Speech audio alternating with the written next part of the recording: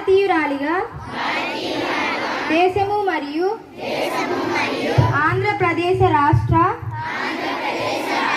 అభివృద్ధి విషయంలో నిజమైన భాగస్వామ్యం కలిగి ఉంటానని భారతదేశ స్వాతంత్రాన్ని గౌరవిస్తూ మహనీయుల జీవితాలను ఆదర్శంగా తీసుకొని వారు చూపిస్తున్న మార్గంలో పయనిస్తూ దేశము మరియు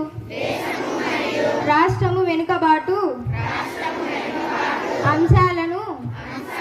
పరిగణంలోకి తీసుకొని నా వంతు కర్తవ్యంగా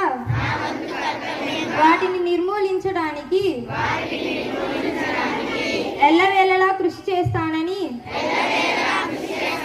దేశం రాష్ట్రం అభివృద్ధి విషయంలో భావితరాలకు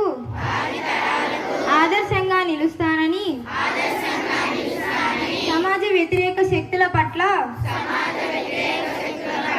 జాగ్రత్తతో ఉంటానని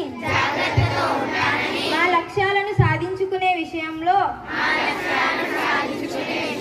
వెనుకంజ వేయనని చెడు అలవాట్లకు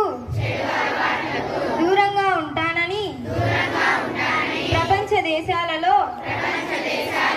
భారతదేశం గర్వించే విధంగా